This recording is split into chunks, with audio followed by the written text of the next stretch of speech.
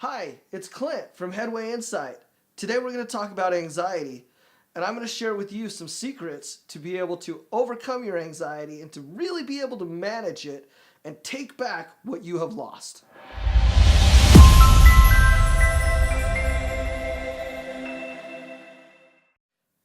Anxiety is really difficult. As you know, you're watching this video and you've probably felt how debilitating anxiety can be in your life. See, I wanted to know a lot more about anxiety. When I was an intern, I wanted to know, why is it that my clients were struggling so much? And they would tell me things like, I always feel anxiety. But then I thought, do they always feel anxiety? So as I did some research and I dug a little deeper, what I found out is that anxiety isn't actually a static state. We're not always anxious, which means there's some kind of causal factor going on. So what does that mean? So let me tell you a little bit about what anxiety actually is so that you have a greater understanding of where to go with this and how you can actually manage that. Anxiety is your body's physiological response to a perceived threat. Whether that threat is real, imagined, conscious, unconscious, physical, or to your identity.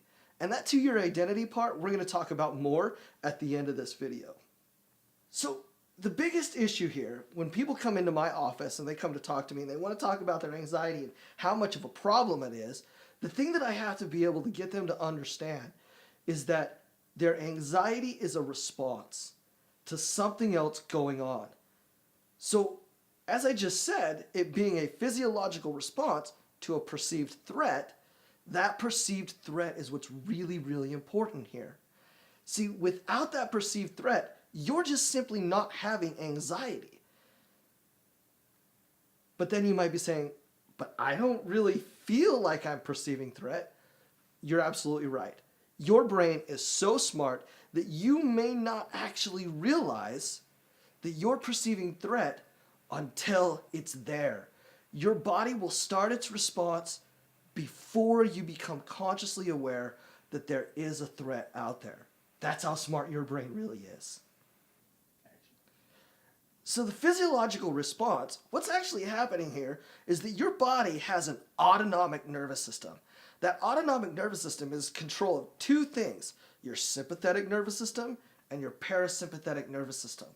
The sympathetic nervous system is what's really going on and is enacted while you're going through your anxiety response. That's that thing that we call fight or flight. And sometimes we add in freeze. So it's fight or flight or freeze. So when this is happening, we feel like the world is coming to an end. We get tightness in our muscles. We have racing thoughts. We can't really control ourselves. We get tons of energy. And we're just like, I gotta do something right now. You might even get stomach problems. You might even have IBS, irritable bowel syndrome. All kinds of these things from going on all the time because of your actual physiologic response, which is just the way that your body is supposed to work. If we actually took away your anxiety completely, what you'd actually have is no perception of threat. And that's really bad. That's actually dangerous because then you just walk out in the street and cars would hit you, and that's not really good, right? So we have to actually have this response. It's actually important. But the problem is when this is happening too frequently, too often, and impeding your life, taking away from you the things that you'd actually like to do and engage in. So when we talk about that perception of threat, what we're really looking at is that feeling of unsafety. That feeling of unsafety really does not feel comfortable. I call that insecurity. And when we're looking at insecurity, what we're really dealing with here is that perception within ourselves that we lack ability, confidence, or esteem. See, now these are the three pillars of what it is that's really going to make a difference in your life and your attack against anxiety.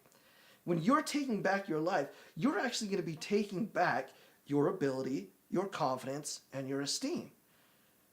See, when we perceive that we lack those things, it might sound like, I can't, I'm not good at, or I'm not the kind of person that can do that. Have you ever said those things? Let's figure out what we can do to be able to overcome that. See, I'm actually going to talk about ability, confidence, and esteem in just a little bit more. But I want to talk a little bit about how, in addition to that insecurity causing our anxiety, that can actually cause us to have depression. Those feelings of like negative self-talk and that degrading critical voice that we get with ourselves. That brings me to the subject of avoidance. See, when our anxiety is going up, up, up, we want to get out. We want to get rid of that anxiety as quickly as possible. See, this is a really natural response for us to avoid. Now, this avoidance, this comes in a couple different forms, because really this is just a defense, right? So Freud wasn't really too far off with his ego defenses, and we see some of those in play here when we're actually trying to avoid our anxiety.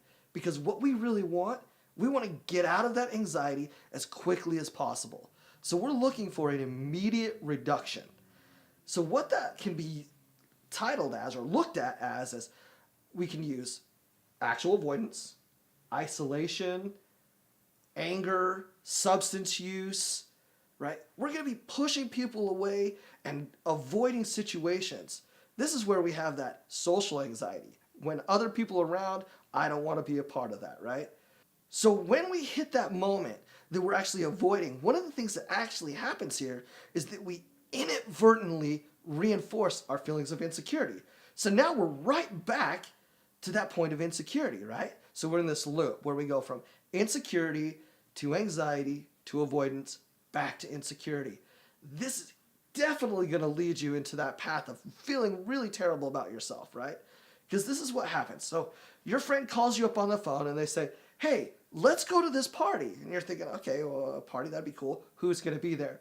They start naming off all these people and you haven't really met them and don't really feel comfortable with them. So all of a sudden your anxiety starts to tick up, right? So then you're thinking in your head, oh, what am I going to do with this anxiety? And you make a decision. You say, I'm not going to go. And immediately you feel better. And your friend's bummed out and they're like, oh man, I really wish you would have came, but all right, catch you next time. And so then you're sitting at home and you're thinking, why didn't I go? I could have went, should have went. What's wrong with me? And then you start checking your Facebook or your Instagram and you're looking at their pictures and they're having such a great time. You think, I could have been there. That could have been me. How come I can't go and do that kind of stuff? What's wrong with me? So now what you've done is you just took away from yourself any ability, confidence, and esteem that you were starting to build. So we're back again to that insecurity. That's going to lead you to more anxiety, more depression. All right, so what we're going to need to be able to pick back up here is we need to find out that moment that breaks us out of that cycle because we're going round and round and round. And the more our insecurity is getting reinforced, the greater our anxiety is going to be, right? But at some point, we have to manage. And this is the hard part. This is where things get really tough in this, right? This is the part where you're going, I can't manage. Okay, but you can. And you probably have already. Just don't really realize that, right? So as we start to manage through our situation, regardless of the difficulty, regardless of whether we can do it for a minute, 5 minutes, 10 minutes, it doesn't really matter. What matters is that you did and you tried. And when we do that, we have some factual results that happen. Those factual results are ability, confidence, and esteem. See, I told you we were going to bring it back, right? This is the other pillar of this concept. Is on one side, we're looking at this going, I don't have, and on the other side, we're actually building. Managing anxiety is about building ability, confidence, and esteem. So that first time that you manage, you actually did. You have ability. But then you might say, well, Clint, I really don't have the confidence to be able to do this reliably. Okay, but you can build that, right? See, I believe that we can build confidence through persisting in spite of failures. This is the story of riding a bike, right? You crash so many times, but you still want to ride that bike. So you keep getting back on. Okay, well, if you want to overcome your anxiety and feel more confident, you got to just keep trying, right?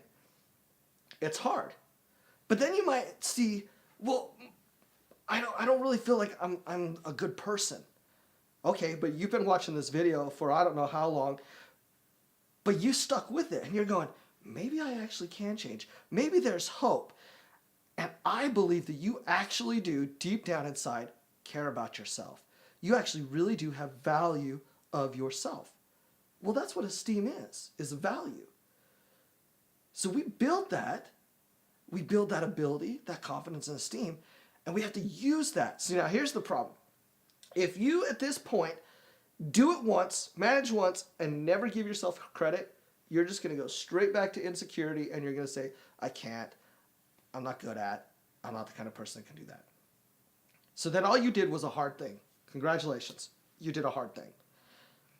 But we actually have to take this and use this more often, more frequently. We have to find a way to reward ourselves frequently. If you're not rewarding yourself, then that behavior is probably not going to stick. But what's reward? Okay, well, reward comes in a lot of different ways. Reward can be reinforcement, can be incentive, can be validation, right? Sometimes it's just somebody telling you, wow, you're really doing a great job. We got to be able to find a way to start doing that for ourselves, because we're relying too much on other people to validate us. And while I want other people to become better validators, we first have to start with ourselves and be able to say, I did that. I moved myself through that. And that's going to be super valuable for you.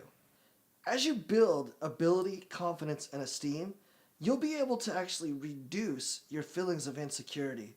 And this is going to make it so that your anxiety response is less intense.